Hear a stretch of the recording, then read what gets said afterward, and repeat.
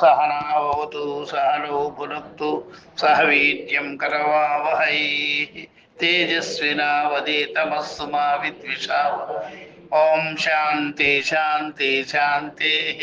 हरिः ओम श्री गुरुभ्यो नमः। हरिः ओम तत्सत्।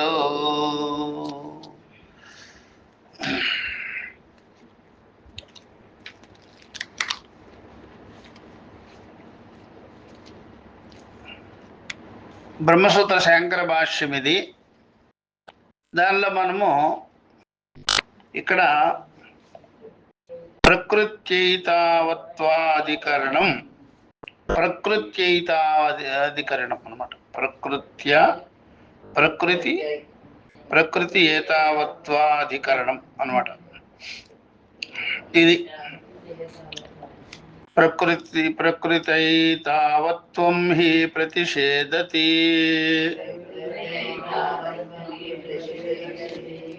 తతో బ్రవీతి చ భూయః.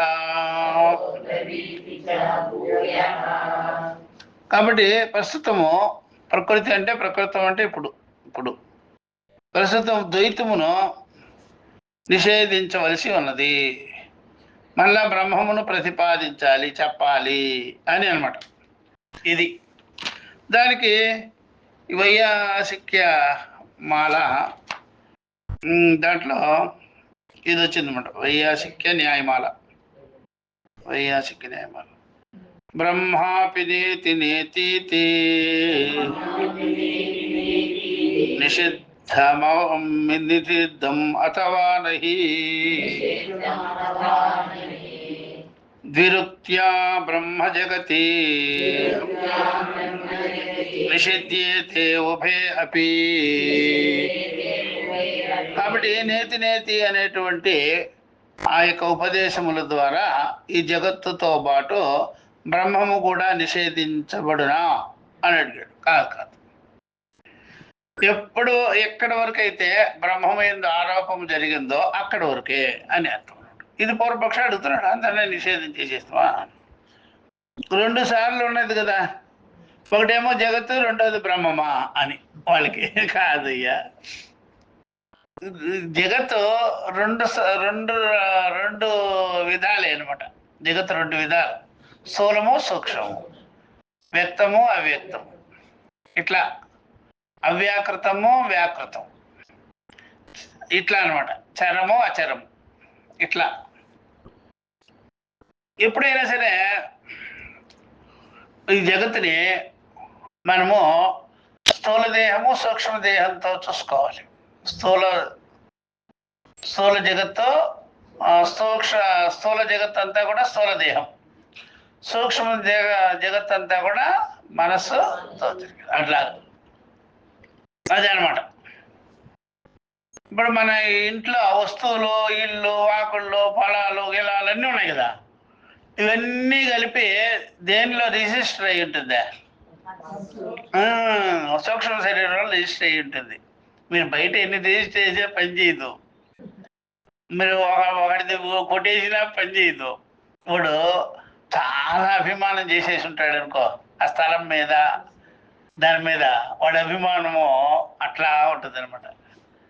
అప్పుడు మీరు దాన్ని, ఆ పొలాన్ని, స్థలాన్ని పుట్టేసినారనుకో, మీ లోపల చేరి అనుభవిస్తాడు.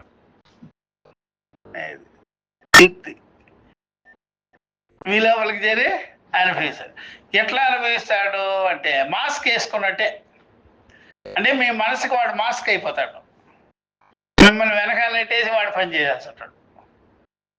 మీ మనసుని వెనక్కి నెట్టేస్తాడు. అప్పుడు ఏమవుద్ది? సంచితంలోకి వెళ్ళిపోద్ది మీ మనసు. ఆగామిలోకి వాడు వచ్చేస్తాడు. వాడిది కదా అది, వాడి అభిమానం కదా అది. ఆగామిలోకి వాడు వస్తాడు, మీరు వెనకాల పడిపోతాడు. వాడు శుభ్రంగా దాని మీద మోహం తగిలించుకునేంత వరకు మీరు దాంట్లో ఏం చేయలేరు, అసలు తినలేరు, తాగలేరు. మీది కాదనమాట. సరే, అది మనకు బాగా యుక్తితో చూస్తుంటే తెలుస్తుంది. అట్లాగే ఉంది మన ఆస్తులన్నీ. మనం అనుభవించి వచ్చింది ఏమి లేదే. ఎవడో తిరిగిపోయి ఎవడో వస్తున్నాడు అనమాట. అది అనమాట. అందువల్ల సూక్ష్మ శరీరంలోనే వాసనలు ఉంటాయి, కోరికలు అన్నీ ఉంటాయి. అది దేని దేని మీద పెట్టుకోందో ఆ ఆస్తి వేరే అయినా ఆ అభిమానం ఉంటుంది. అందుకనే వాడు ఆ ఆస్తిని ఫిజికల్గా పట్టుకున్నాడు అనుకో, వీడు మెంటల్గా లోపల ఉంటాడు.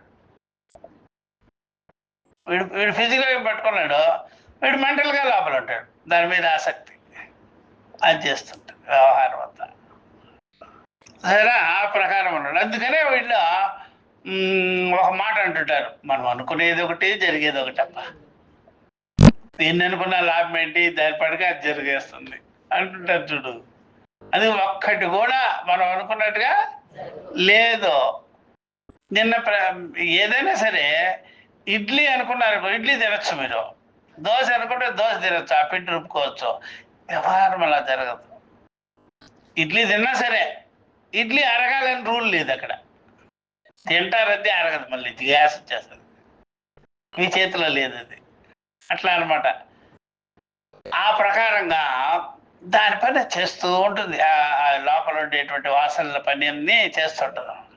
అందువల్ల వాసనలు ఏం చేస్తాయంటే సూక్ష్మ శరీరాన్ని పట్టుకుంటాయి అన్నమాట. ఈ సూక్ష్మ శరీరముతో కూడుకున్నదే వాసన, సంస్కారాలు, కోరికలు, అవిద్యా గ్రంథులు అవి ఉంటాయి అన్నమాట మనసులో. అప్పుడు అదేమవుతుంది, మీకు అంటే అస్తిత్వం లేదు అక్కడ. పరమాత్మ ఒక్కడే ఉండేది. అన్ని దేహాల్లో ఉండేది ఎవరో క్షేత్రజ్ఞుడే ఉండేది. అంతఃకరణ ముందే అది క్షేత్రం. అది ఇచ్ఛా ద్వేష సుఖం సంఘాతశ్చేతనా ధృతి 13వ అధ్యాయంలో చూడండి. క్షేత్రజ్ఞుడు క్షేత్రానికి వెనకాల ఉంటాడు. ఆడన్నిట్లో సమానమే. క్షేత్రం సమానంగా ఉండదు. క్షేత్రం సమానంగా ఉండదు.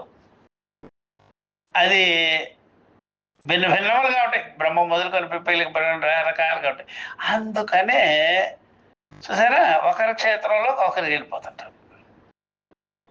అందుకని మీ స్థలాన్ని నేను కొనొచ్చు, నా స్థలం మీరు కొనొచ్చు, మీ ఆస్తులు నేను అనుభవించవచ్చు, వాడి ఆస్తులు ఇంకోటి అనుభవించవచ్చు, రకరకాలుగా అనిపిస్తుంటాడు.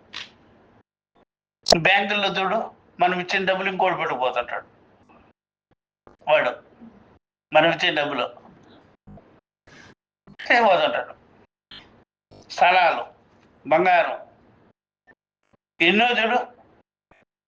ఈ ప్రకారంగా క్షేత్రజ్ఞుడు మానడు, వాడు ఒక్కడగానే ఉంటాడు. అన్నింటిలో క్షేత్రాలునే అవన్నీ ఇచ్చా ద్వేషం సంఘాతశ్చేతన ధృతి అనేది. అందుకనే ఒకరి క్షేత్రంలో మరొకరు అడుగు పెట్టచ్చు అనమాట. ఆ క్షేత్రం వాడు, ఎందుకంటే దానికి అభిమానం ఉంది వాడికి. ఇంకో అందుకనే మనకి ఆ విధంగా జరుగుతుంది. అర్థమైందా? అది ఎందుకంటే నేను సంపాదించింది నేనే అనుభవించాలని రూల్ ఏం లేదు అయ్యా. రూల్ ఏమి లేదు, ఎవడైనా అనుభవించుకోవచ్చు. రూల్ ఏమి లే. అట్లా అయితే అట్లా దానికి రూల్ ఏమి లేదు. అర్థమైందా? అది పాపము కాదు, దోపిడీ కాదు, దొంగ కాదు, ఏమీ కాదు. అది ఎవడైనా అనుభవించుకోవచ్చు భూమిని. అర్థమైందా? అదేం తప్పు ఉండదు. ఫలం వేరేగా ఉంటుంది. మళ్ళా దానికి ఫలం వేరేగా ఉంటుంది. ఫలం వేరే ఉంటుంది, అనుభవించుకునేది వేరే ఉంటుంది. అట్లా కాబట్టి ఒకరి సొమ్ము ఒకరు దోచేస్తుంటే పరమేశ్వరుడు ఏమన్నాడు, నా సొమ్ము స్వామి అన్నామనుకోండి, మీరు పోయి స్వామి నా సొమ్ము స్వామి వాడు కొట్టేసాడంటే, ఏడరా నీ సొమ్ము ఎక్కడుందిరా, అదిగో ఇదంతా పరమేశ్వరుడు సొమ్మురా. మరి నేను కష్టార్జితం స్వామి, నేను కదా అనుభవించాలి. నోరు మీరా నీ కష్టార్జితం పోవడం, అది నువ్వేమో చేసినావు ఇదివరకు, ఆ ప్రకారంగా నువ్వు అది ఇంకోటి అనుభవిస్తాడు పో. ఇట్లా అనమాట. మళ్ళీ అనుభవించటంలో మాత్రము ఖరాఖండిగా ఉంటుంది. నువ్వు ఎంత సంపాదించేసినా సరే అనుభవించేది ఇంతే ఉంటుంది. అక్కడ పడతాడనమాట భగవంతుడు, పరమేశ్వరుడు పట్టుకుంటాడు అక్కడ. వాడి సొమ్ము నువ్వు కొట్టేసానన్నావు కదా, తినిరేసొద్దాం, నీ వల్ల కాదు. ఇక్కడ పడతాడు అనమాట ఆయన. ఈ కొట్టేసేటువంటి యుక్తి కూడా పరమేశ్వరుడే కల్పించేశాడు. కొట్టరావండి, కొట్టేసి వాడిది కొట్టే వీడిది కొట్టే అని చెప్పేసి అనుభవించేటప్పుడు వచ్చి కూర్చుంటాడు. తినలేవు నువ్వు అంటే కొట్టేసేదేమో కొట్టేస్తాడు వీడు, అనుభవించేటప్పుడు పరమేశ్వరుడు కూర్చొని నో నువ్వు ఎంత తినాలంతే తినాలి, ఎక్కువ తినలేవు నువ్వు, నీ వల్ల కాదు పో అని చెప్పేసి. ఇది అనమాట కర్మఫలాలు యొక్క క్రీడ, ఆట, కర్మఫలాల ఆట. అందుకని నాది నీది అనుకునేదానికి వీలు ఒక మాట చెప్పాలంటే పరమేశ్వరుడిది ఇదంతా. నీ సంపాదన, నీ సొంతము, నీ ఆస్తులు, నీ బిడ్డలు అనే మాటే లేదు అసలు. అది బాగా తెలుసుకోవాలి. అందుకనే ఎప్పుడైనా సరే అంటే జగత్తు, ఇదంతా జగత్ లీల, జగత్ క్రీడ ఇలా జరిగిపోతుంది అనమాట. అంతే. సర్వభూతముల్లో క్షేత్రజ్ఞుడు ఒకడు. సర్వభూతముల్లో ఉండేటువంటి క్షేత్రములు ఉన్నాయి. క్షేత్రము నానా రకాలు, అనేకము, కర్మఫలాలు అనేకము, వివిధ రకాలుగా అనుభవిస్తుంటారు అనమాట. అట్లా ఇది తెలుసుకోవాల్సింది. అందుకని ఇక్కడ ఆ ప్రకారంగా బ్రహ్మం ఉంటాడు అనమాట అన్నిట్లో. రెండోది వీప్సేయమితి శబ్దోక్త శబ్దోక్త సర్వదృశ్య నివర్తయే అనిదం సత్య సత్యం చ బ్రహ్మైకం శిష్యతే అవధి. కాబట్టి ఈ ప్రకారంగా వీప్స అంటే ఇక్కడ చెప్తున్నారు, ఒకదాన్ని చూసారా, ఒక పదమును 2 సార్లు ఉపయోగించటం వల్ల అంతవరకు చెప్పిన విషయాన్ని గట్టిగా చెప్పడానికి ఉపయోగిస్తారు వీప్స అనే పదాన్ని. ఇంతవరకు చెప్పబడినటువంటి సమస్త దృశ్య ప్రపంచము, అధ్యారోపణ చేయబడినటువంటి దృశ్య ప్రపంచము నిషేధించడానికే అది వచ్చింది, నిషేధించేదానికే. అందుకని నేతి వాడారనమాట. నేతి ఇది 2 సార్లు వాడారనమాట, నేతి నేతి అని. కాబట్టి అది కానిది అని చెప్పి సత్యమని భావించే వానికంటే నిజంగా సత్యమైన బ్రహ్మం ఒకటే, చివరికి మిగిలేది కూడా బ్రహ్మం ఒకటే, మిగిలేది కూడా శిష్యతే బ్రహ్మ ఏకం. అన్ని సర్వ నిషేధాల యొక్క అవధి అనమాట. అన్ని నిషేధం చేస్తే ఏది మిగులుతుందో అది, నిషేధాలన్నీ చేసేసిన తర్వాత ఏది మిగులుతుందో దాన్ని నువ్వు నిషేధం చేయలేవు.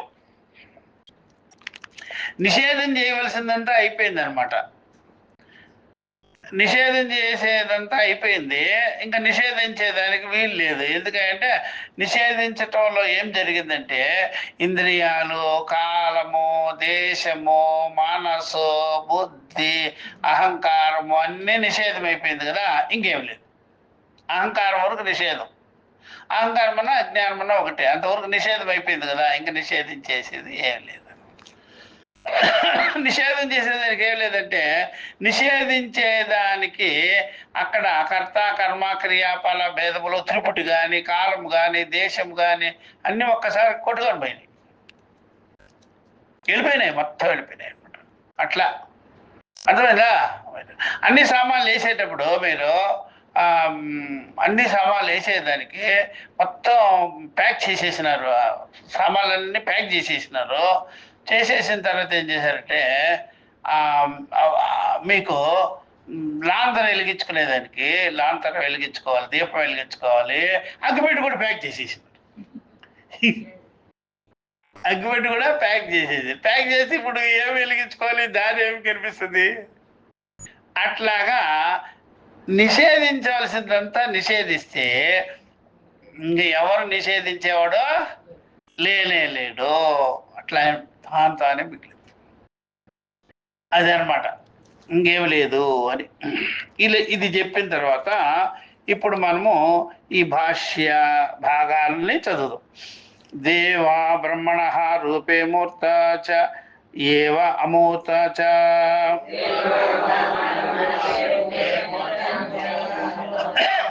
మూర్తంచ ఏవ అమూర్తంచ ఇది ఉపక్రమ్య పంచమహాభూతాని ద్వైరాస్యేన ప్రవిభజ్య బ్రహ్మమును రెండు రూపాలుగా చేసినారనమాట, రెండు విధాలుగా చేశారు. మూర్తాచ అమూర్తాచ, చరాచరాలన్నా మూర్తామూర్తములన్నా ఒకటేనమాట. ఇది ఉపక్రమ ఇలా ప్రారంభం అయింది బ్రహ్మమును చెప్పేదానికి. ఇది ఉపక్రమ్య అర్థమైందా?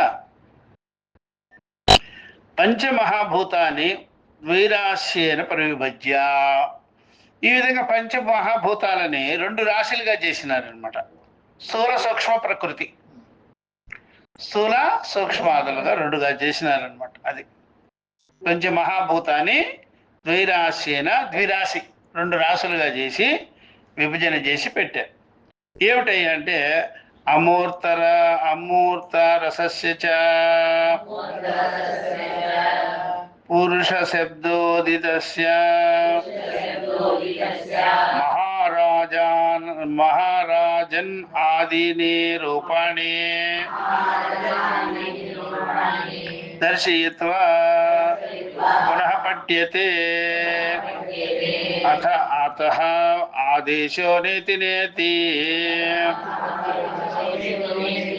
నహి తస్మాదితి నేతి అన్యత్ పరమస్తి తత్ర కో అస్య ప్రతిషేధస్య విషయః ఇతి.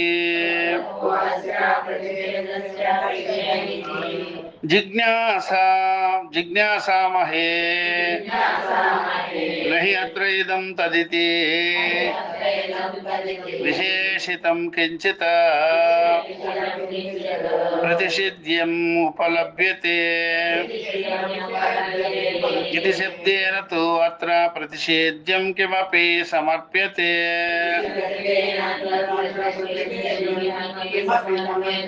నేతి నేతి ఇది పరత్వాత్ నై ప్రయోగస్య. నై అంటే నకారం నిషేధం, నై అంటే నకారం నిషేధం. నై ప్రయోగస్య ఇది శబ్దశ్చ అయం సన్నిహితాలంబనః. ఏవం శబ్ద సమాన వృత్తిః ప్రయుజ్యమానో దృశ్యతే. ఇతిహాస్మోపాధ్యాయః కథయతి. ఇది ఏవమాదిషు సన్నిహితం చాత్ర ప్రకరణ సామర్థ్యాత్ రూపద్వయం సప్రపంచం బ్రహ్మణః.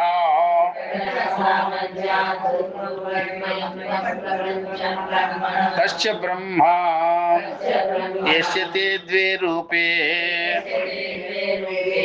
తత్ర నః సంశయః ఉపజాయతే. కిమయం ప్రతిషేధో రూపే రూపవశ్చ ఉభయమపి ప్రతిషేధతే. అహో స్వితి ఏకతరం యదాపి ఏకతరం తదపి కిం బ్రహ్మ ప్రతిషేధతే. తదాపి కిం బ్రహ్మ ప్రతిషేధతే. రూపే పరిసినష్టే అహో అస్విత్ రూపే ప్రతిషేధతే. పరిసినష్టీతి రూపే అహో అస్విత్ రూపే ప్రతిషేధతే బ్రహ్మ పరిసినష్టే.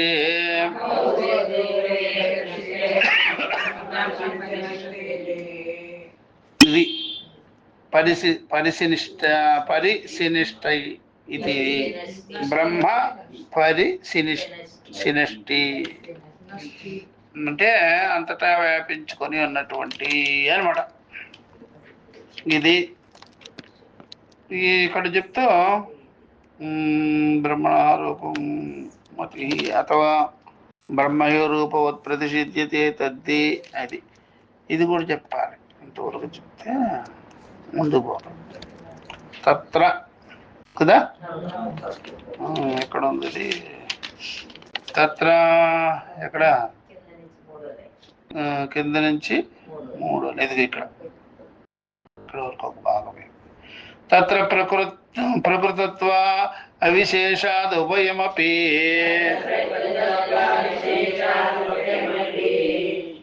ప్రతిషేధతి ఇది ఆశంకామహే. దౌ చ ఏతౌ ప్రతిషేధౌ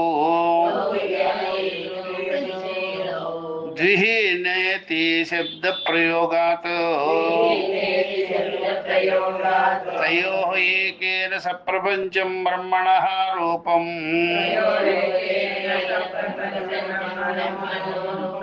ప్రతిషిధ్యతే.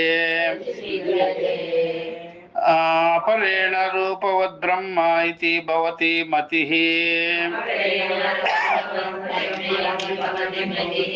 అథవా బ్రహ్మైవ రూపవత్ ప్రతిషిధ్యతే తద్ధి వాంగ్మనసాతి అతీతత్వాత్ అసంభావ్యమాన మానసద్భావం ప్రతిషేధార్హం నతు రూప ప్రపంచః ప్రత్యక్షాదిగోచరత్వాత్ ప్రతిషేధార్హః అభ్యాసత్వాత్ అరార్థః ఇది ఏవం ప్రాప్తే బ్రూమః. ఇవన్నీ కూడా ఆక్షేపము, ప్రశ్న ఇవన్నీ ఉన్నాయి దీనిలో. ఇప్పుడు ఇది చెప్పిన తర్వాత దీనికి సమాధానం కూడా చెప్పబోతున్నారు. బ్రహ్మముకు 2 రూపాలు ఉంటాయి అని ప్రారంభం చేశారు. బ్రహ్మమునకు 2 రూపం, మూర్తామూర్తములు బృహదారణ్యకి చెప్పింది. ఇదంతా కూడా అధ్యారోపం అనమాట. ఎందుకంటే మనుషులు అలాగే ఉంటారు, అందుకనే పరమాత్మే, బ్రహ్మమే సకల చరాచరముల్ని, సకల జీవరాశుల్ని పుట్టించినా సరే అది ఏం చేస్తారంటే అది ప్రశ్నించుకునేటప్పుడు లేకపోతే విచారించుకునేటప్పుడు వీళ్ళు సంగతి అంతా బయటకు వస్తుంటారు అనమాట. వీడు ఏం బుద్ధి ఇది అని. పుట్టించినప్పుడు బాగానే పుట్టిస్తాం, మనలాగనే అనుకో. మనకి 2 బిడ్డలు పుడతారు కదా, ఒకడేమో ఇది ఎన్నిరా అంటే ఇదా 1 అంటాడు, ఇంకోటి ఎన్నిరా అంటే 2 అంటాడు. కొన్ని నా 2 బిడ్డలు ఏంటి ఈ టైంలో తయారయ్యాడు, ఒకడేమో 1 అంటాడు, ఇంకోటి 2 అంటారు. ఎట్లా అని బ్రహ్మం యొక్క ఈ సంతానం ఉంది, ఈ చరాచరాలుగాను ఇట్లా నానా రకాలుగాను ఉన్నారనమాట. దాన్ని బట్టే డివైడ్ చేసేసారు. అది అప్పుడు తెలుస్తుంది సంగతి అంతా. వీళ్ళు ఎవర్రా ఇలా వచ్చినారు, ఉన్నదేమో బ్రహ్మం నుండి వచ్చినారు, చరాచర రూపము. దీన్నే పౌరాణికులు దేవతలు అసురులు అని పెట్టారు. ఇట్లా అది ఎవరు చెప్పవలసిన పనిలే, ఎవరు చెప్పే పనిలే. ఈ అందరు అంబేద్కర్లే పుడితే ఏమన్నా ఉందమ్మా? అసలు పుట్టాడు, ఒక్కడే పుట్టాడు అంబేద్కర్. పాప ఒకడే పుట్టాడు. ఆయనకి లోపల ఈ ఈ చదువు అభిమానం బాగా అహంకారం ఉండి కొన్ని తప్పులు చేసేస్తారు. ప్రతి ఒక్కటి తప్పులు చేయాల్సింది ప్రపంచంలో. తప్పులు చేయకుండా ఉండలేరు, లౌకికలు కదా, చేసేస్తారు. సరే, ఆ టైపులో ఎవరన్నా ఉన్నారంటే ఎవడు లేడు. ఎందుకని మిగిలిన వాళ్ళంతా మామూలు కామన్.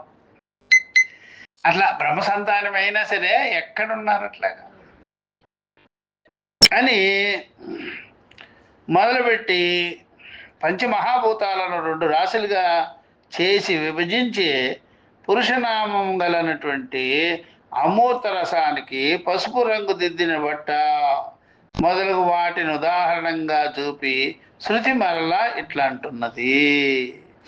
రెండు రాశులుగా చేశారనమాట పంచమహాభూతాల్ని, స్థూల సూక్ష్మ, వ్యాకృత వ్యాకృత, ఇలాగా మూర్తామూర్తములు రెండు రాశులుగా విభజించి పురుషనామానికేమో చూసారా అమూర్త రసానికి, పురుషనామము అమూర్త రసానికి పసుపు రంగుదిద్దిన బట్టల వలె మొదలు వాటిని ఉదాహరణంగా చెప్పి శృతి ఇట్లా ఉంటుంది.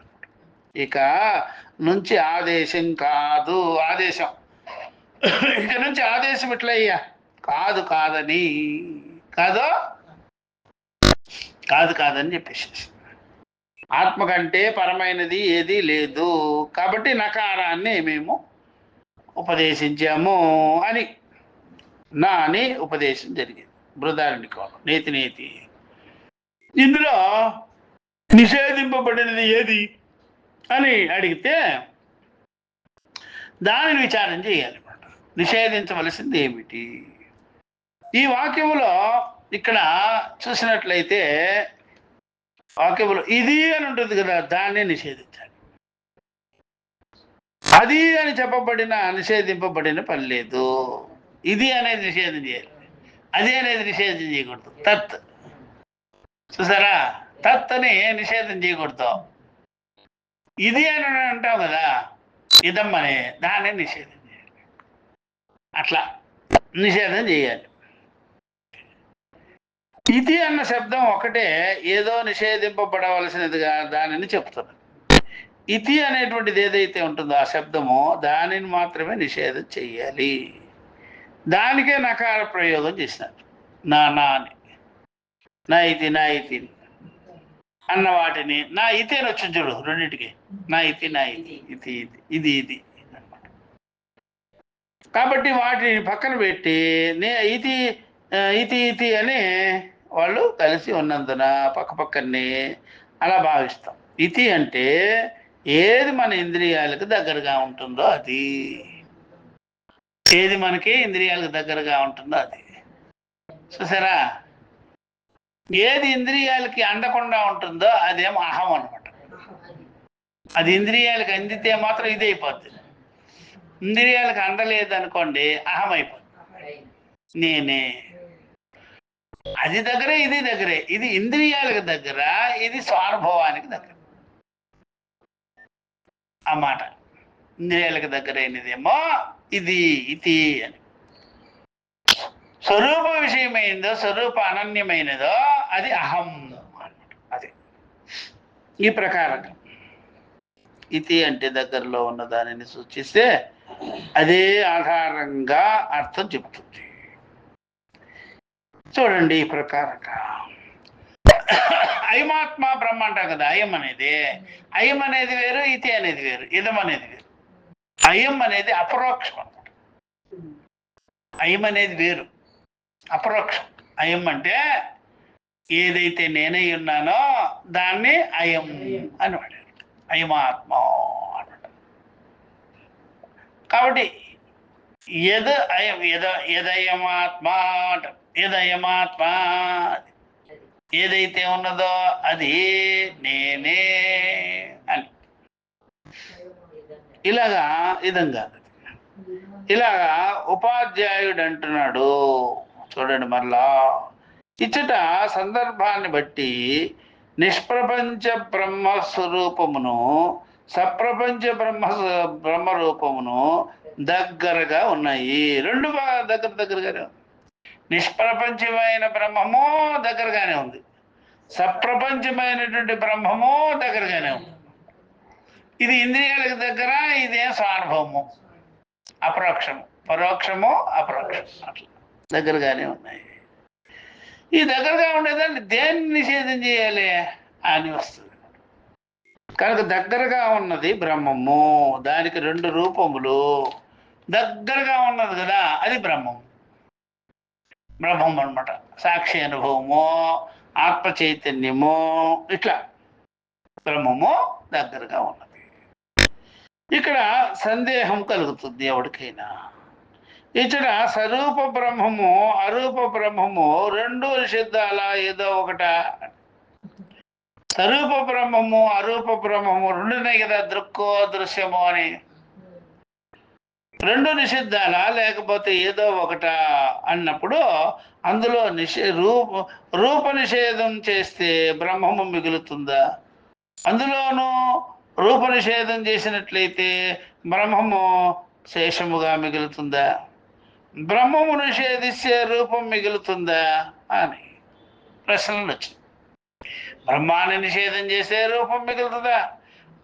రూపాన్ని నిషేధం చేస్తే బ్రహ్మ మిగులుతుందా అని వచ్చింది. చూసారా, రూపము కానిది బ్రహ్మము, చూసారా రూపమైనటువంటిది జగత్తు, పంచభూతాలు. రెండు విషయాలు కూడా సందర్భరీత్యా ప్రస్తుతమే. సందర్భరీతిగా రెండు అవసరమే, ఇక్కడ ప్రస్తుతమే కనుక రెండింటిని నిషేధిస్తున్నది, రెండింటిని కూడా నిషేధం చేస్తున్నది అని మా యొక్క ఊహయ్య. మేము ఇలా అనుకుంటున్నాము. అందుకని 2 సార్లు మీరు నకారం పలికారు, అందుకని మీరు 2 సార్లు మీరు నకారాన్ని ఉచ్చారణ చేసినారు. కాబట్టి 2 సార్లు నకార ప్రయోగం చేయటం వలన ఇవి 2 నిషేధాలు జరిగినట్లని భావిస్తున్నాం అని. అందులో ఒకటి ప్రపంచాకార బ్రహ్మము యొక్క రూపాన్ని నిషేధిస్తుంది. దీనిలో ఒకటేమో ప్రపంచాకార రూపంగా తోచేటువంటిది ఏదైతే ఉందో బ్రహ్మమో, ప్రపంచాకారంగా ఉండేటువంటిది ఈ జగత్ బ్రహ్మ అంటామే, దానిని నిషేధం చేసింది. రెండవది చూసారా, రూపవంతమైనటువంటి బ్రహ్మమును నిషేధిస్తున్నది. స్వరూపమైనటువంటి బ్రహ్మం ఏదైతే ఉందో ఆ బ్రహ్మమును నిషేధిస్తున్నది. లేదా రూపవంతమైనటువంటి బ్రహ్మము నిషేధించబడినదంటావా? బ్రహ్మము వాక్కుకు మనసులకు అతీతమై ఉన్నది కనుక ఎలా నిషేధిస్తావు? కాబట్టి బ్రహ్మమును నిషేధించవలసిన పని లేదు. బ్రహ్మము యొక్క ఆధారంలో ఏదైతే నీకు కనిపిస్తుందో ఇంద్రియాలకి విషయాలకి, దాన్నే నిషేధం చేస్తావు. కాబట్టి బ్రహ్మం ముందే వాంగ్ మనసులకి కూడా అతీతముగానున్నది కాబట్టి అది నిషేధించే విషయము కాదు. అది ఉన్నదనటం అనూహ్యం. అది ఉన్నదనటం ఉంటున్నావు కదా మనము, బ్రహ్మం ఉన్నది అనేది ఊహించని. చూసారా, ఊహలకే అతీతం, ఊహాతీతం. అది అలాగని శృతి ఊహించింది అని మాటలు చెప్పొద్దు. అది శృతి ఊహించింది కానీ కాదు, అది అనుభవం అనమాట. ఊహించాలంటే ఏం కావాలయ్యా అంటే మళ్ళీ మనసే ఉండాలి. ఊహలకి అందనది ఉందే అది అనుభవం అనమాట. ఊహలకి అందనదేమో అనుభవము. ఊహలకి చిక్కేది ఏదైతే ఉంటుందో అది వేదన అనుభవం అనమాట. మన అంతఃకరణ విషయాలు అనమాట. అట్లా అంతఃకరణం ఆ ప్రకారం అనూహ్యమైనది కనుక దాన్ని లేదని చెప్పవచ్చును. అప్పుడు అనూహ్యమైన దాన్నే శృతి తప్ప, బ్రహ్మవేత్తలు తప్ప అందరూ లేదని పడేస్తారు. దీనిలో ఫిలాసఫర్స్ ఉంటారు కదా, స్కూల్స్ ఆఫ్ థాట్స్ అనేవాళ్ళు, సాంఖ్యులు తార్కికులు వీళ్ళు కూడా లేదనేస్తారు. వాళ్ళు కూడా లేదంట. కర్మిష్ఠులు కూడా లేదనేస్తారు. యజ్ఞహోమాదులు నిర్వర్తించే వాళ్ళు కూడా బ్రహ్మం వాళ్ళకి అర్థం కాక యజ్ఞహోమాదులే విషయంగా ఉంది కాబట్టి క్రియాకలాపాదులు వాళ్ళు కూడా బ్రహ్మ విషయంలో ఏమీ ఆసక్తి చూపించరు. బ్రహ్మ విద్య అట్లా ఆసక్తి ఎప్పుడు ఇలాగ అనూహ్యమైనదో, ఊహలకు కూడా అందకుండా ఉందో, ఇంద్రియాదులకి అర్థంగా అందకుండా ఉందో, శృతి ఒక్కటే చెబుతున్నది, ఆచార్య ఒక్కడే దీనిని అన్వయం చేస్తున్నారు, మిగిలిన ఎక్కడా కూడా లేదు. కాబట్టి దీనిలో వికల్పాలు పుట్టే అవకాశాలు చాలా ఉంటాయి. వికల్పాలు పుట్టే, అందుకని ఒకనొక్కడే చెప్తున్నాడు కాబట్టి మిగిలిన వాళ్ళందరూ ఊరికే ఉండరు. మేము కూడా చెప్తామని పోయి రకరకాలుగా చెప్తుంటారు. ఇప్పుడు బ్రహ్మవేత్త ఒక రకంగా చెప్పినాడు, నువ్వు ఒకటే చెప్తున్నావు, మిగిలిన ఎవ్వరు నోరు ఇప్పటం లేదు కదా, మేమంతా కలిసి చెప్తాం చూడండి చెప్పటం అంటే ఒక్క రకంగా చెప్పలే, నానా రకాలుగా చెప్పేసి ఈయన మాత్రం ఒక్క రకంగా చెప్పాడు. మరి మీరు కూడా ఒకే రకంగా చెప్పచ్చు కదా, మీరు కూడా ఒకే రకంగా చెప్పచ్చు కదా అని వాళ్ళు అన్నామనుకో, ఒకరికొకరు పడదు అనమాట, ఒకరికొకరు పడదు వాళ్ళకి. ఒక్క బ్రహ్మవేత్త మాత్రం ఒకే రకంగా చెప్పాడు, శృతి కూడా ఒకే రకంగా చెప్పాడు. శృతిని అనుసరించుకోవాలన్నాడు ఆచార్యుడు, వీళ్ళందరూ ఏం చేశారు, స్వబుద్ధిని అనుసరించుకోవాలన్నారు కాబట్టి ఒక్కొక్కరు బుద్ధి ఒక్కొక్కరికి వేరు, కాబట్టి రకరకాలుగా చెప్పేసి చూసారా అది. అందువల్ల ఇతను ఒకే రకంగా ఉన్నాడు అనమాట. ఇప్పుడు ఒకే రకంగా ఉన్నవాడు ఎప్పుడు ఒకే రకంగానే ఉంటాడు. అనేక రకాలుగా చెప్పిన వాళ్ళు ఉన్నారు కదా, అనేక రకాలుగానే ఉంటారు వాళ్ళు, ఒక రకంగా ఉంటారు. ఈ సంవత్సరానికి ఇది, ఇంకో సంవత్సరానికి ఇంకాది మారుస్తుంటారు మ్యాటర్. సైన్స్ మారింది, భౌతిక పదార్థాలు మారింది, ఉపాసనలు మారింది, దేవుళ్ళు మారింది, భావాలు మారింది. మీకు కూడా వ్యవహారంలో ఎన్ని మారినాయో చూడు, మారేయో లేవా? మరి సైకిల్ సరిపోద్దా మాకు అనుకున్నారా? సైకిల్ పోయి స్కూటర్ వచ్చా, స్కూటర్ సరిపోద్దన్నారా? కారు వచ్చా, ఇంకా తర్వాత విమానం కూడా రావాలి. ఇప్పుడు మీరు నాకు వద్దు స్వామి, కారుతో సరిపోదు, కారే నడపలేకపోతున్నాము, దానికే డ్రైవర్ లేదు, అట్లా అనుకో, విమానం కొనే స్థితి కూడా వస్తుంది నీకు అట్లా. అర్థమైందా? అంబానీ కూడా అనుకోడు ఉంటాడు ముందు, సరిపోద్దులేవా అని.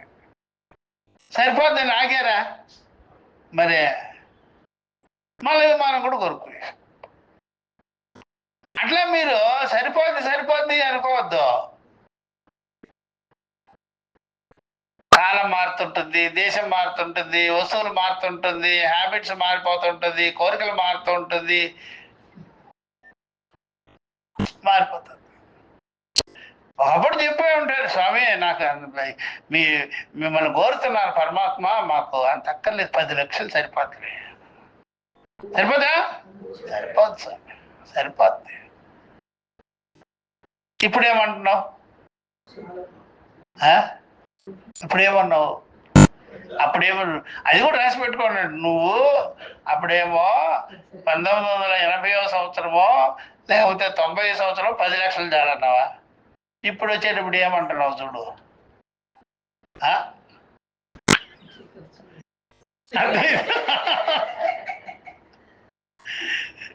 ఖర్చులు పెరిగితే విమానం ఎందుకుంటావు నువ్వు, మిగిలిపోతుంటే. కాబట్టి ఇవన్నీ జగత్తు చక్రము ఎప్పుడు ఒకే రకంగా ఉండదు. బ్రహ్మవేత్త మాటలాగా కర్మవేత్త మాటలు అలా ఉండవు. బ్రహ్మవేత్త ఒకటే పద్ధతిలో చెప్తుంటాడు. కర్మవేత్తలో అప్పుడేమో ఒక రకం, ఇప్పుడేమో ఒక రకం, ఇప్పుడేమో ఒక రకం, నానా రకాలుగా చెప్తున్నారు. చూసినారా ఎంత తేడా అయ్యా. అందుకని ఈ ప్రకారం నానా రకాల కల్పనలు చేసేస్తుంటాం. అట్లా ఎప్పుడైనా అడిగాడు పరమాత్మ, నువ్వేమో అప్పుడేమన్నావు, నువ్వు చెప్పు, ఇంతే చాలు అన్నావా లేదా? మరి ఇప్పుడు ఏమిటి ఇట్లా అంటున్నావా? సరిపోలేదని మాట మీద నిలబడాలమ్మా నీకు. అప్పుడు మీరేమంటారు, ఏం కర్మ. అర్థమైందా? అట్లా అనమాట. కాబట్టి అనూహ్యం కన్నా దాన్ని లేదని చెప్పవచ్చును. ఊహలకే అందడం లేదే, దాన్ని లేదంటే మంచిదయ్యా. ఎన్ని ఊహలు చేయను నేను. రూప ప్రపంచం ప్రత్యక్షాది ప్రమాణాలకు గోచరం కనుక చూసారా, ఈ యొక్క రూపం ఉంటే నామం ఉంటుంది, నామం ఉంటే రూపం ఉంటుంది. నామం మీరు పెట్టాలనుకోండి, ఇది కూడా బాగా విచారం చేసుకుంటే, నువ్వు రూపాన్ని బట్టి నామం పెట్టావా, నామాన్ని బట్టి రూపం పెట్టావంటే అదే చెప్పలేకపోతున్నా. ముందు ఏం పెట్టావో చెప్పు. చూసారా, రూపాన్ని బట్టి పేరా, పేరుని బట్టి రూపమా అంటే కన్ఫ్యూషన్. అందువల్ల నామరూపాలు రెండు కలిసే ఉంటాయి. నామాన్ని వదిలిపెట్టి రూపం ఉండదు, రూపాన్ని వదిలిపెట్టి నామము ఉండదు. ఇట్లా కాబట్టి ఆ ప్రకారంగా ఉంటుంది. కాబట్టి రూపము అని చెప్పితే కూడా పేరు వచ్చేస్తుంది దాంట్లో. నిజంగా రూపము అనేది కూడా పేరేదుడు, నామము అనేటువంటి రెండు అక్షరాలు కూడా పేరే, రూపము అనేటువంటిది కూడా పేరే. కాబట్టి వాచారంభణం ఇది. ఈ విధంగా రూప ప్రపంచము ఉందే, అది ఇంద్రియాలకి ప్రమాణాలు, ఇంద్రియ విషయములు, ప్రత్యక్షాది ప్రమాణాలు, ఇంద్రియ విషయాలు గోచరం అవుతున్నది. కాబట్టి దాన్ని నిషేధించటం తాగదు. చూసారా, ఎవరు నిషేధానికి ఒప్పుకోరమ్మో, ఎవరో నిషేధానికి ఒప్పుకోరో. అందుకనే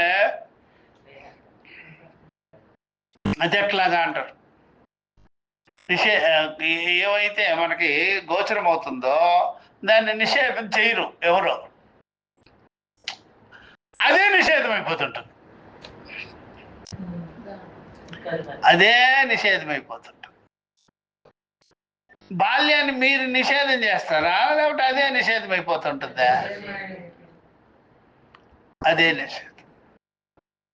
అందువల్ల చెట్లు ఇవన్నీ కూడా అంతే, అంకురం ఉన్నప్పుడు ఎట్లా ఉందో, తర్వాత ఎలా ఉందో, తర్వాత ఎలా ఉందో, దాని దశలన్నీ మారిపోతూ ఉంటాయి అట్లా. కాబట్టి దానంతట అదే నిషేధం అయిపోతుంటుంది. కాబట్టి ఎవరైనా సరే అది ప్రకృతి సిద్ధంగా మారిపోతూ ఉన్నదే కానీ మీ వంతు ప్రకారం మీరు నామరూపాలని మాత్రమో కనిపించేదాన్ని మాత్రం నిషేధానికి ఒప్పుకోరు. ఎందుకంటే మీరు కూడా నామరూపాల్లోనే ఉన్నారు కనుక. అయితే శృతి ఇలా చెప్పింది అనమాట, నకారాలు రెండు ప్రయోగాలు చేసింది. నా అని, నైతి నైతి అని 2 సార్లు అనడం దేనికంటే ఆదరణ కోసము, నిషేధించాలి అనే శృతి కంకణం కట్టుకుంది. చెప్పాలండి, నిషేధం చెయ్యాల్సిందే, స్థూల సూక్ష్మాల నిషేధం చేయాల్సిందే, బీజాంకురములు నిషేధం చేయాల్సిందే. కాబట్టి నిషేధం చేయకపోతే బ్రహ్మజ్ఞానం కలగదు, బ్రహ్మతత్వం తెలియదు, నిషేధం చెయ్యాలి. అట్లా ఈ ప్రకారంగా ప్రతి ఒక్కడు నిషేధాన్ని లోకంలో ఉండేవాడు ఒప్పుకోరు, శృతిలో మాత్రం నిషేధం చేయాల్సిందే. అట్లా నిషేధం చేయాల్సిందే. ప్రకృతి సిద్ధంగా మీకు నామరూపాల మార్పులే ఒక నిషేధం, అది కూడా గమనించుకోరు జనాలు. నువ్వు ఎన్ని పట్టుకోవాలి కూర్చోరా, మారేది మారుతుంది, జరిగేది జరుగుతుంది అని గీత అంటుంది కదా, ఇట్లాంటివి పట్టుకొని చెప్పేది. అది జరిగేది జరుగుతుంది, మారేది మారుతుంది, నువ్వు అన్న మాటలేమి నిలబడవు అని చెప్పేసి. అన్న మాటలేమే నిలబడవు, నువ్వు ఏ మాట్లాడినా అది నిలబడేది కాదు బో. అట్లా ఈ ప్రకారం. కాబట్టి దీంట్లో వీళ్ళు ఒక చిన్న వ్యాఖ్యానం చేసుకున్నారు. గట్టిగా కంటికి కనబడేది మూర్తమవుతుంది, కానిదేదో కంటికి కనిపించకుండా ఉండేదేమో అమూర్తమవుతుంది.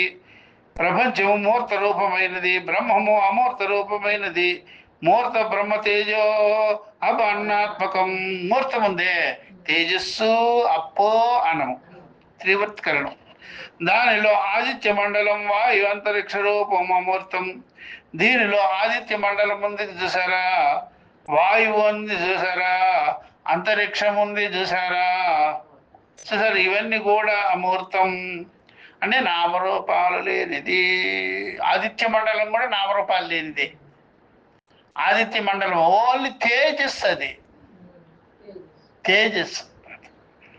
ఆ తేజస్సు మనకి ఇట్లా దొరికేది కాదు. అదే ఇప్పుడు మనకు దూరంగా ఉంది కాబట్టి సూర్యుడు మనకి కంటికి కనిపించేస్తున్నట్టున్నాడు కదా. అబ్బే, కంటికి కనిపించేది కాదు, మొత్తం జగత్తంతా దానిలో ఉంది. భూమి మన కంటికి కనిపించేది కాదు. మీరు ఎప్పుడైనా సరే అది దాంట్లో ర్యాకెట్లో పోయినప్పుడు భూమి ఇలా తిరుగుతున్నట్టు ఉంటుంది కదా, కంటికి కనిపించేది కాదు. అది ఎక్కువ కదా, వాల్యూమ్ ఎక్కువ కదా. వాల్యూమ్ ఎక్కువైంది. కళ్ళుతో చూడటం ఎలా కుదురుతుంది? అది దూరంగా అలాగ అనిపించేది. నిజంగా చూడకపోతే దాంట్లోనే మీరు ఉండేది. మీరు ర్యాకెట్లో పైకి పోయినా సరే భూమిని వదిలిపెట్టి మీ మీ తత్వం లేదు, మీ పంచభూత తత్వం ఉందే. మీరు ర్యాకెట్లో పోండి, ఆ పంచభూత తత్వాన్ని వదిలి దాన్ని వదిలి మీ పంచభూత తత్వం లేదు. మీరు ఎంతనే విరవేయకండి. ఫెయిల్ అయిపోయింది అనుకో, అది కింద డామని కింద వచ్చి అర్థమైంది. లేకపోతే అక్కడే ఏలాడింది అనుకోండి, చచ్చిపోతావు. నువ్వు చావడం ఖాయం. అది ఎప్పుడో ఒకప్పుడు దానికి చూసారా, దానికి ఆ యొక్క గ్రావిటీ వల్ల నిదానంగా జారుకొని నా పడిపోతాయి. అందుకని ఎప్పుడు భూమి మీద పడవ చూడండి, పైన నుంచి వచ్చేవన్నీ ఎందుకు పడదు సార్ భూమి మీద? ఎవరో పడితే బాగుంది. విజయవాడలో చాలా మంది ఎగిరిపోతారు, పడదు. అది ఎందుకు పడదంటే భూమి చిన్నది, సముద్రం పెద్దది. గోలిక ఇసిరి కానీ గోతులో పడదు, బే పడే పనిలే. గోలిక ఇసిరేసినారు మీరు, గోతులో పడి తక్కువ పడిపోదు. అందుకని పైన నుంచి వచ్చేది అర్థమైంది. ఈ భూమి మీదకి ఇంత ఇంత భూమి పడదు, ఇంత సముద్రం మీద డామన పడిపోతుంది. అందుకని సేవ్ అయిపోతున్నాం పిజారి ఎప్పుడో కానీ. అందుకని విమానాలే పడుతుంటాయి భూమి మీద చూడు, రాకెట్లు పడవు. అది పైన నుంచి వచ్చేది కదా, అది దానికి పైన నుంచి వచ్చేది చూసారా, నీరే ఆకట్టుకుంటాం. అట్లా చూసుకున్నట్లయితే వర్షం కూడా ఎక్కువ సముద్రంలోనే కురుస్తుందంట. మన మీద కురిస్తే అయిపోతాం దెబ్బకి. అక్కడే ఎక్కువ పీల్చుకునేది, అక్కడే కురిసేది కూడా సముద్రంలో కురిసి పారేస్తుంది, దెబ్బకి వచ్చేస్తుంది. అంతే విభత్సమైన వర్షాలు కురుస్తాయి సముద్రంలో, మన దగ్గర గొరవ. అందుకని బాంబేలో కురిసేదానికి కారణం ఏంటంటే సముద్రంలో ఉంది అది. దాని చుట్టూ కేరళలో ఎందుకు కురుస్తుంది అంత వర్షం అంటే సముద్రంలో ఉంది అది. అందులో సముద్రంలో ఉంటాయి అక్కడ వర్షాలు ఎక్కువ. ఇప్పుడు అగొంబే అని ఉంటుంది షిమోగా దగ్గర, అంత వర్షపాతం ఎక్కువ. ఆ విధంగా మళ్ళీ ఈశాన్య రాష్ట్రాల్లో ఉంటుంది అట్లా అనమాట. అవన్నీ పర్వతాలు. ఈ విధంగా ఆదిత్య మండలం, వాయు, అంతరిక్ష రూపం, అమూర్తం, అది దైవతం అంటే ప్రకాశం. తేజోపానాత్మకం శరీరం ఉందే, ఇది ముహూర్తము. దానిలో నేత్రగోళకం, శరీరంలో వాయువు ఆకాశ రూపమైనది. ఆకాశ రూపమైనది పాపెట్టుకోవాలి. లింగ శరీరం అమూర్తం. లింగ శరీరమేమో అమూర్తమా, స్థూల శరీరం ఉంది కదా ముహూర్తము. ఇది పురుషుడు. అన్నిటికీ స్థూల సూక్ష్మాలు ఉన్నాయన్నమాట. అణువుల్లోనూ స్థూల, సూక్ష్మ, కార్య, కారణ, వ్యాకృత, అవ్యాకృత ఇట్లా ఉన్నది అనమాట. ఇది అమూర్త రసం. దీని రూపం నానావర్ణం. దాని మీద ఈ విచారణ అమూర్తాన్ని గురించే విచారించేది. ఇది చెప్తూ వాళ్ళు ఈ ప్రకారంగా అంటున్నారనమాట. ఏవం ప్రాప్తే భ్రూమః, ఏవం ప్రాప్తే భ్రూమః అని దీని సమాధానం చెప్తున్నారు. ఇట్లాగా అని చెప్తున్నారు. లాస్ట్ భాగం చెప్పేస్తాం సార్. నావదో హయ ప్రతిషేధ ఉపపద్యతే. కాబట్టి రెండింటిని నిషేధం చేయడం కుదరని పని, చేయొద్దు అని చేయకూడదు అనమాట. శూన్యవాదం అయిపోద్ది అనమాట. దాన్ని చెప్తున్నారు. శూన్యవాద ప్రసంగాత్ వస్తే రాని శూన్యవాదం వస్తే ఏం పోద్దే అని అనకూడదు. అర్థమైందా? పొగు మంటల్లో బట్టలన్నీ వేసేయాలంటే నీ లొంగోటి కూడా వేసేస్తే ఎట్లాగా? ఏం కట్టుకొని తిరుగుతారా? మొత్తం వేసేస్తారా? నీ బట్టలు నీ దగ్గర పెట్టుకో, మిగిలినవన్నీ వేసి అగ్నిలో వేసేటప్పుడు చేతుల్లో ఉండేది శివి కూడా వేసేస్తావా ఏంటి? అట్లా శూన్యవాద ప్రసంగం అయిపోద్ది. మరి బుద్ధుడు చూసారా ఎట్లా బుద్ధుడు కాదులేండి పాపం, ఆయన ఎందుకు అనాలి కానీ ఆ బుద్ధుడి తర్వాత ఉన్నారు పిలకలు, వీళ్ళు చేసే పనులు ఈ తోకలు చేసేసి, ఈ తోకలు అర్థమైందా? బుద్ధుడి గురించి ఎక్కువ ప్రచారం చేసేసింది ఎవరా? ఈ తోకలే చేసేసినాయి. ఆయనకేం తెలీదు పాపం, మంచి రాజు అయినా మంచివాడు పాపం, వెళ్ళిపోయాడు అంతే. అంతే, ఎవరు చెప్పకుండా.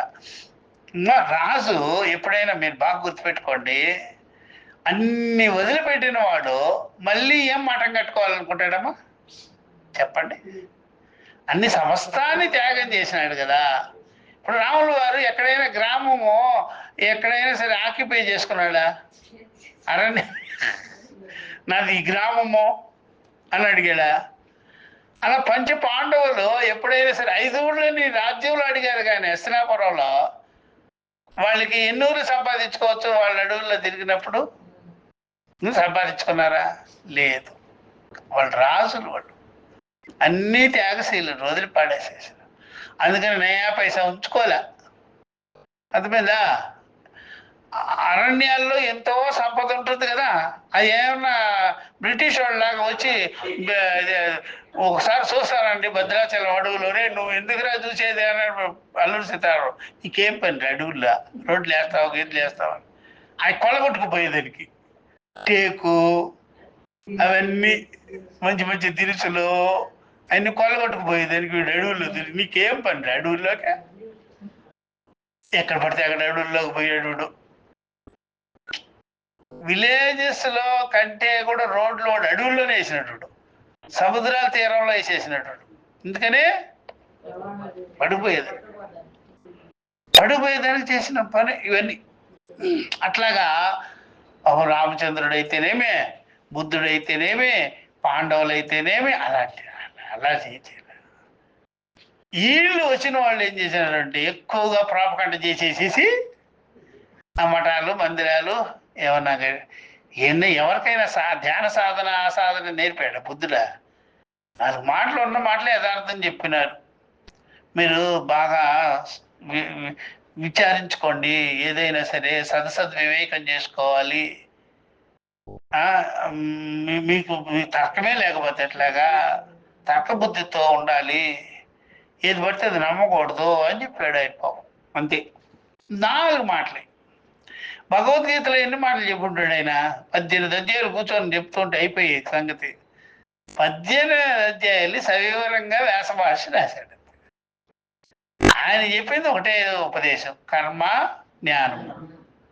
ఈ 2 కర్మలో ఎలా బ్యాలెన్స్గా ఉండాలి, జ్ఞానంతో ఎలా ఉండాలి. జ్ఞానం కలిగించుకున్న వాడికి కర్మ ఎంత తేలిక, జ్ఞానం లేని వాడికి కర్మ అంత బంధమైపోతుంది అని చెప్పాడు. అంతే. దీన్ని సంపాదకం చేసి ఈయన చేశాడు మన కోసం. లేకపోతే ఆ బ్రీఫ్ మాటలు మనకు అర్థమే కాదు. ఇప్పుడు సూత్రాలు మనకు అర్థమైపోతున్నాయా? అర్థం కావటం లేదు కదా, సూత్రాలు అర్థమే కావటం. అట్లా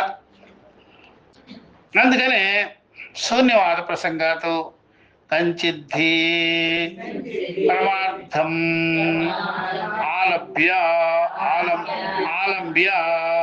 అపరమార్థ ప్రతిషిధ్యతే. యథారజ్వాదీషు సర్పాదయః తస్య పరిశిష్యమాణే కస్మించిత్ భావే అవకల్పతే కృష్ణ ప్రతిషేధే తు కో అన్యో భావః పరిశిష్యేత అపరిశిష్యమాణే చ అన్యస్మిన్ యః ఇతరః ప్రతిషేద్ధుం ఆరభ్యతే ప్రతిషేద్ధుం అశక్యత్వాత్ తస్యైవ పారమార్థత్వ ఆపత్తేః ప్రతిషేధానుపపత్తేః నాభి బ్రహ్మ ప్రతిషేధ ఉపపద్యతే బ్రహ్మతే బ్రవాణి ఇత్యాది ఉపక్రమ విరోధాత్ అసన్నేవ సభవతి అసద్బ్రహ్మేతి వేదచేత ఇత్యాది నిందా విరోధాత్ అస్తి ఇత్యేవ ఉపలబ్ధవ్యః. కఠోపనిషత్తు అస్తి ఇత్యేవ ఉపలబ్ధవ్యః ఇత్యాది అవధారణ విరోధాత్ సర్వవేదాంత వ్యాకోప ప్రసంగాస్య వాంగ్మనసాతీతత్వమపి బ్రహ్మణః న అభిప్రాయేణ అభిధీయతే నహి మహతా పరికరబంధేన బ్రహ్మవిదాప్నోతి పరం సత్యజ్ఞానమనంతం బ్రహ్మ ఇది ఏవమాదినా వేదాంతేషు బ్రహ్మ ప్రతిపాద్య తస్య ఏవ పునః అభావః అభిలప్యేత ప్రక్షాళనాద్ధి పంకస్య దూరాత్ ఆస్పర్శనం వరం. చూసారు, బురదలో కాలు పెట్టనేలా కాలు గడగనేలా ముందుగానే పెట్టకుండా ఉంటే పోయేదా అని, అడుసు తక్కునేలా కాలు గడగలేలా అని అట్లా. ప్రక్షాళనాద్ధి పంకస్య దూరాత్ అస్పర్శనం వరం.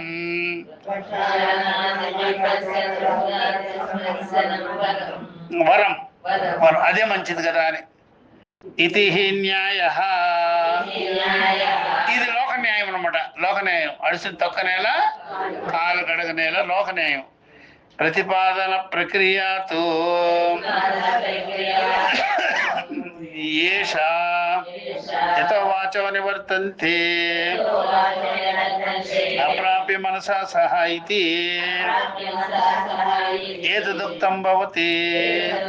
వాంగ్మనసాతీతం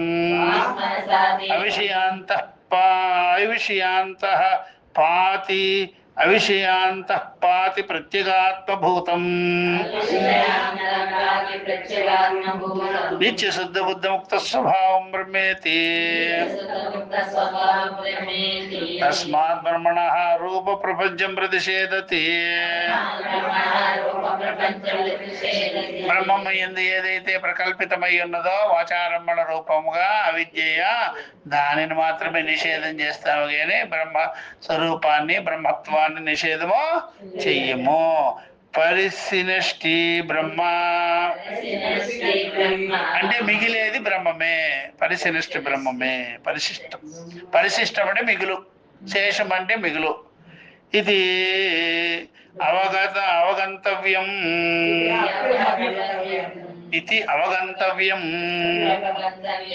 ఇంతవరకు ఇది అవగంతవ్యం. తస్మాత్ బ్రహ్మణ రూప పరినిష్టి బ్రహ్మ ఇది అభ్యుపగంతవ్యం ఉందా, ఇక్కడ అవగంతవ్యం ఉంది. రెండు ఒకటే. అవగంతవ్యమే బాగుంటుంది. ఇది అభ్యుపగంతవ్యం కాకుండా అదే తదు ఉచ్యతే దానికి సమాధానం చెప్పబోతారనమాట. సరే, ఇంతవరకు చెప్పుకొని ముందుకు. అయితే ఇక్కడ ఏం చెప్తున్నారంటే బ్రహ్మమును నిషేధం చేయకూడదు. బ్రహ్మము ఎందుకు కల్పింపబడినటువంటి నామరూప జగత్ ఏదైతే ఉందో అధ్యారోపం చేయబడిన జగత్తును మాత్రమే నిషేధించాలి. ఇక్కడ పొరపాటు ఇక్కడ పొరపాటు చేసేసినారు. ఎవరు? ఈ బౌద్ధులు అలా ఇలాగా.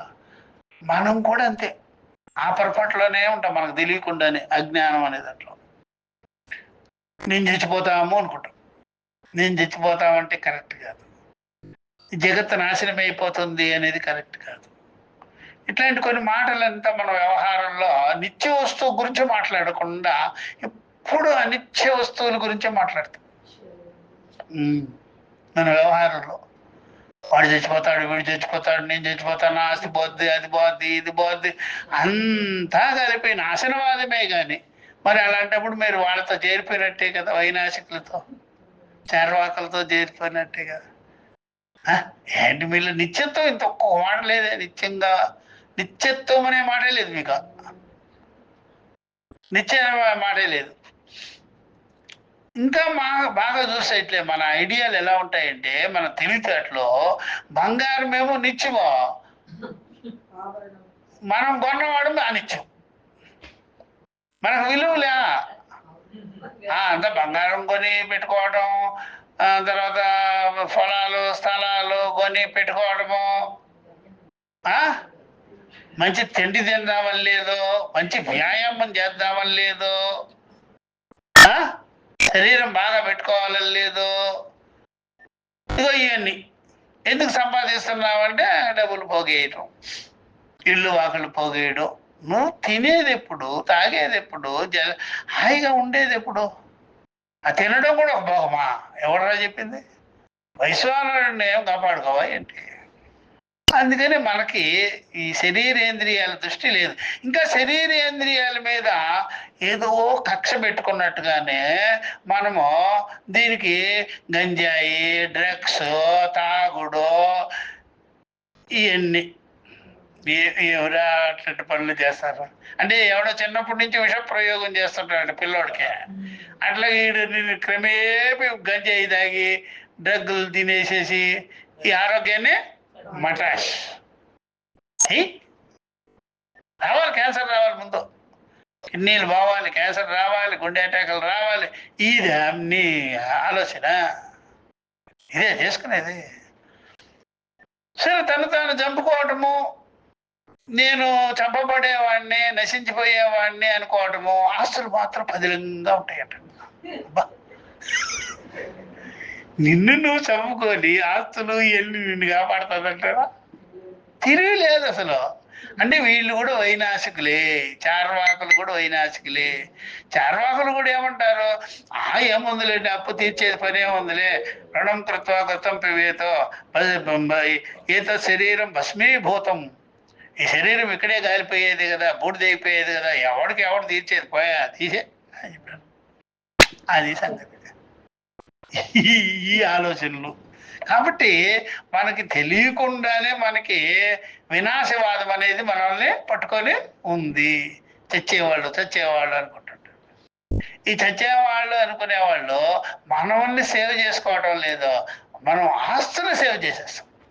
ఆస్తులు సేవ్ చేసి ఎవడు తింటారా? నువ్వే కదా తినాలి.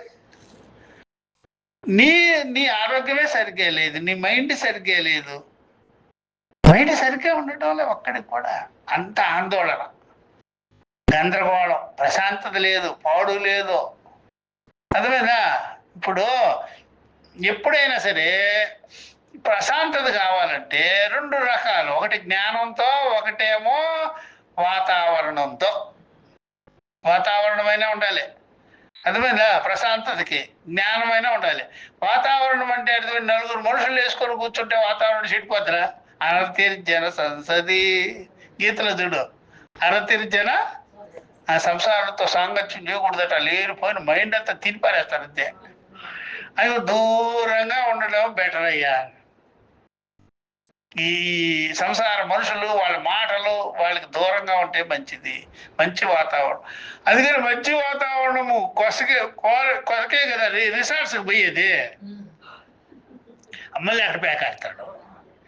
రిసార్ట్స్, ఋషులు కూడా రిసార్ట్స్కే పోయింది కదా, వాళ్ళు కూడా రిసార్ట్స్కే పోయారు. కానీ పేకాట, అది ఇది తిండేది, తాగేది, దానికి వెళ్ళేవాళ్ళు. అక్కడ మితాహారం తీసుకునేవాళ్ళు, మంచి ఎంజాయ్ చేసేవాళ్ళు, గాలిని నీళ్ళని కదా. అది రిసార్ట్సే, అది ఖర్చు లేని రిసార్ట్స్ అమ్మా. నువ్వు పోయి ఎన్ని గొప్ప గొప్పగా ఉండే ఖరీదైన రిసార్ట్స్కి పోయినావు, ఎంత వదులుతుంది నీకు దెబ్బకి. అర్థమైందా? అర్థమైందా? అట్లా ఖరీదు లేకుండా, డబ్బులు ఖర్చు పెట్టకుండా రిసార్ట్స్కి పోచూద్దాం. అట్లా మంచి వాతావరణం, అక్కడ చిన్న వేసుకో, గుడిసె వేసుకో, హాయిగా ఉండు. ఎవరు నిన్ను అడిగేది? అట్లా చేయొచ్చు కదా, అట్లా చేయరు మళ్ళా. అందుకని ఈ ప్రకారంగా వినాశవాదం ఉంది మనుషుల్లో. కనుక ఏమీ మిగలదు కనుక శూన్యవాదం అయిపోతుంది. అది వారికి సర్వం శూన్యం కదా, వారికి సర్వం శూన్యం కదా. ఆ ప్రకారంగా అందుకని మన పిల్లలు ఎప్పుడైనా సరే అక్కడ ఎక్కడైనా విదేశాలకు పోతున్నారు కదా, రోడ్ల కోసం పోతున్నారా, ఇళ్ళు వాకిళ్ళ కోసం పోతున్నారా, మంచి తిండి కోసం పోతున్నారా, మంచి దానికోసం పోతున్నారు చూడండి. తిండి ఎక్కడ తింటున్నారు వాళ్ళు? మంచి రోడ్లు ఉంటే రోడ్లో పడుకుంటావా నువ్వు? ఆ క్షణానికి అటు పోతావు అంతే, టైం ఉంటుంది అంతేగా. నువ్వు చేసే పని ఏముంది అక్కడ? చాకరే కదా నీకు. నిద్ర లేస్తే పడుకో పడుకో పడుకో.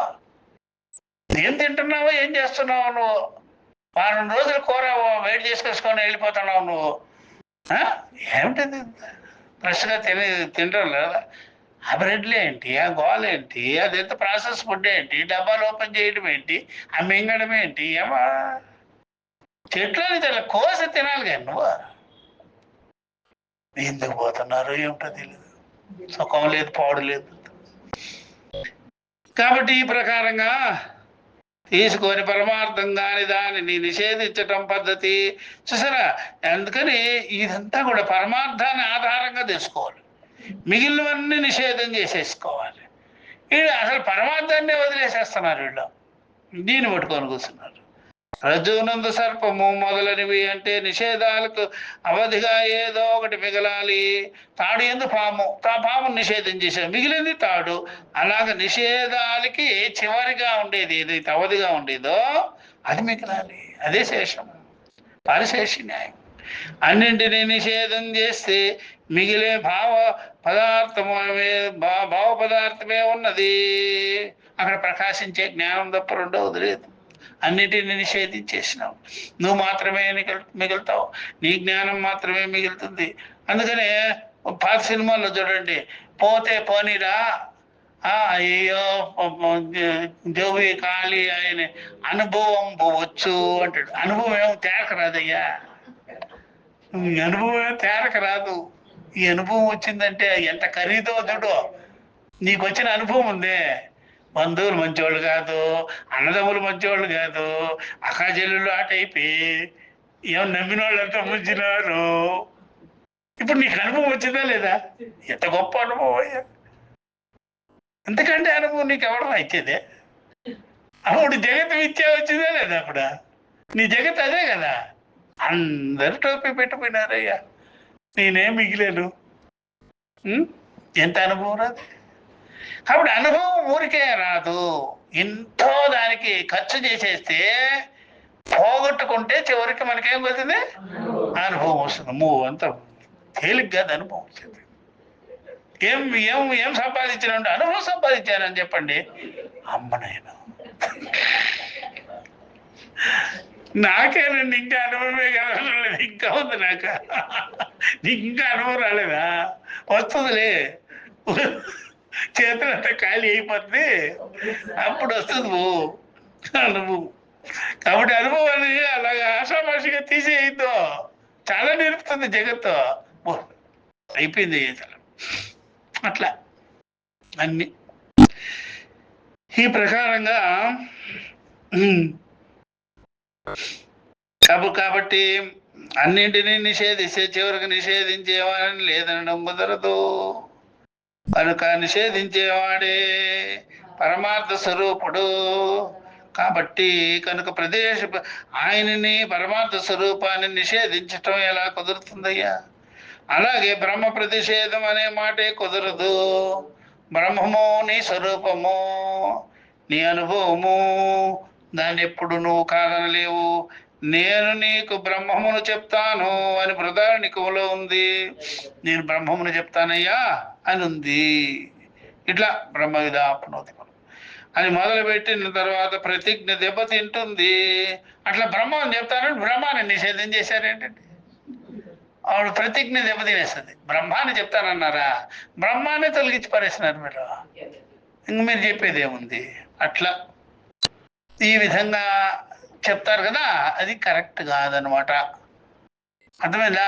ఇట్లా కొంతమంది జిడ్డు కృష్ణమూర్తి కానీ, ఇట్లా కొంతమంది రజనీష్ కానీ, లేకపోతే ఇదిగో బౌద్ధులు శూన్యవాదులు కానీ, మనము ఏం తెలుసుకున్నా సరే, ఏమిన్నా సరే అన్నీ ఉట్టిదండి. మరి తెలుసుకునేది దేనికి? తెలుసుకునేది దేనికయ్యా? అహం బ్రహ్మాస్మి అనేది కూడా ఉత్తుదేనా? ఇది అచలు చెప్తుంటారు. అరే ఏం రాదు, ఇంకా మనకు మిగిలేది ఏముంది? అహం బ్రహ్మాస్మి కూడా మిథ్యేనా? ఎవరో చెప్పింది. ఇట్లా దెబ్బతింటుంది అనమాట. కాబట్టి బ్రహ్మం లేదనేవాడు లేకుండా పోతాడు, బ్రహ్మాన్ని లేదనేవాడు కూడా ఇది దాంట్లో చెప్పింది అనమాట. ఇది అసన్నేవస భవతి అసత్ బ్రహ్మేతి వేద చేత అని చెప్పి, ఎవడు అసత్ అంటాడు బ్రహ్మమును వాడే అసత్ అయిపోతాడు. వాడే అసత్ అయిపోతాడు. తెలియక చాలా మంది దేవుడు లేడు దేవుడు లేడు అంటాడమ్మా. సరే దేవుడి సంగతి మనకు ఎద్దులే కానీ నువ్వు ఉన్నావా లేదా అని చెప్పాలి. వాళ్ళని ఇట్లా అడగాలి. తార్కికుల్ని, ఈ కమ్యూనిస్టుల్ని, దేవుడిని మేము నమ్మమయ్యా, నమ్మతే నీ పెళ్ళాన్ని నమ్ముతావా? బలి వాడు నువ్వు ఆ పెళ్ళాన్ని నమ్ముతావు అంటావా? పెళ్ళాన్ని నమ్మాలి. ఎందుకని? పురుషులు ఏదైనా విషయం కలిపి ఇచ్చేస్తే కమ్యూనిస్టు పెళ్ళాన్ని నమ్ముతాడంట, వాడిని నమ్ముకుంటాడంట, వాడి పిల్లోడిని నమ్ముకుంటాడట, నీ ఇల్లురా నమ్ముకుంటాడు, కమ్యూనిస్టుని నమ్ముకుంటాడు. ఆ నమ్మికేనా పరమాత్మ? స్టాండర్డ్ అనుకున్నావు కదా, అస్థి అనుకున్నావు కదా. ఆ అస్థి అనే మాట ఉంది, నమ్మకం అనే మాట. నీకు భాష రాదు కాబట్టి నమ్మకం అంటున్నావు, దాన్ని సత్తు అంటాడు. ఆ సత్తు అనే మాటే పరమాత్మ. ఇదిగో ఇది కాదు పరమాత్మ, ఇది కాదు సత్తు. సత్తు అనే మాటే పరమాత్మ. దానికి అర్థం ఎలా తీస్తావో చెప్పు చూద్దాం. సత్తు అనేది దేన్ని అంటావు? దీన్ని అనలేవు, దీన్ని అనలేవు, కాలాన్ని అనలేవు, దేశాన్ని అనలేవు, వస్తువులు అనలేవు. సత్తు మిగిలిపించుడు. దేనికి చెప్పలేవు ఆ సత్తుని, నీకే అప్లై చేసుకుంటావు. కాబట్టి నువ్వు సత్తు. ఇప్పుడు చెప్పు, దేవుడు నమ్ముడంట, ఇంకోడు నమ్ముడు, నమ్మకపోతే పోయినావు, కానీ నిన్ను నువ్వు నమ్ముతావా? నువ్వు తాగే నీళ్ళు ఉన్నాయి కదా, నమ్ముతావా? నువ్వు నిప్పు ఉందే, నిప్పును నమ్ముతావా అని అడగండి. నమ్ముతానండి నమ్ముతానండి అంటాడు. మరి అది ఆ రూపంలో ఉన్నాడు రా పరమాత్మ. అదే సరిగ్గా అడిగేవాళ్ళు లేకపోతే అందుకని మన వేదాంతంలో, మన సనాతనంలో నాస్తి అన్నా సరే వాడికి పూలదండ వేసినారు. మంచిదేరు నాస్తి అన్నావు కదా, ఆస్తికులకి వేసినారు, నాస్తికులకి వేసినారు. ఇద్దరిని కలిపి ఒకటేగా చూసినారు.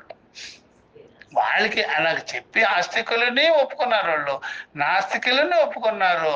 అహం బ్రహ్మాస్మి అని నిన్ను నువ్వు తెలుసుకోరా నాయనా. నువ్వు ఎప్పుడు వరకైతే నేను బ్రహ్మమై ఉన్నాను అని నువ్వు తెలియవో, అస్థి నాస్తిని కూడా పనికిరాదు. అందుకని మనకే కోపం రాదు. ఎవడైనా దేవుడు లేడు, అది లేదు, నేను లేడు అని చెప్పుకోరా చూద్దాం.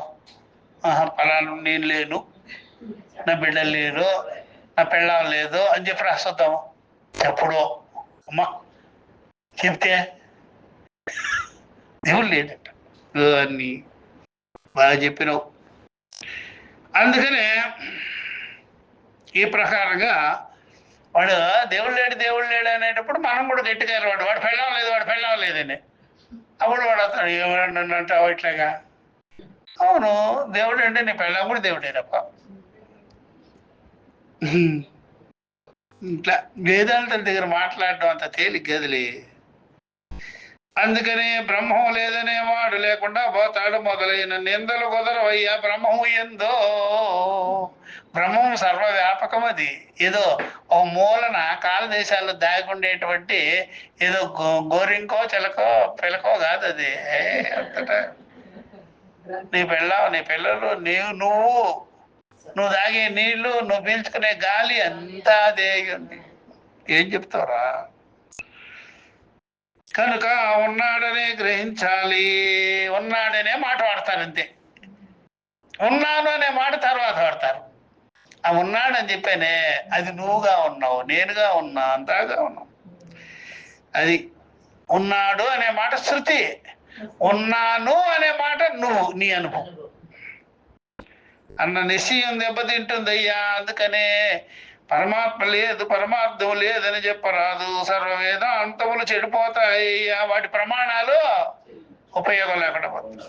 బ్రహ్మం వాంగ్ మనసాతీతమని చెప్పిన దానికి అర్థము ఇదే శృతి చెప్పింది. బ్రహ్మము వాంగ్ మనస్సులకి అతీతము, విదితము కానిది, అవిదితము కానిది. బ్రహ్మము లేదని కాదు, బ్రహ్మము లేదని కాదు. బ్రహ్మము అనగానే సర్వవ్యాపకము అని అర్థం. పెద్ద పెట్టిన సన్నాహం చేసి ఈ ప్రకారంగా సన్నాహం చేసి బ్రహ్మవేత్త పరబ్రహ్మమును పొందును. ఈ ప్రకారంగా చెప్పి బ్రహ్మవేత్త పరమాత్మతత్వాన్ని అహం బ్రహ్మాస్మి అని తెలుసుకొని ఉన్నాడు. ఇదే పొందడం అంటే సత్యం జ్ఞానమనంతం బ్రహ్మ. ఈ ప్రకారంగా బ్రహ్మము ఆయన యొక్క స్వరూప లక్షణం ఏంటి అంటే సత్యం జ్ఞానమనంతం బ్రహ్మ అని తైత్రీయంలో కూడా సవివరం చేసింది.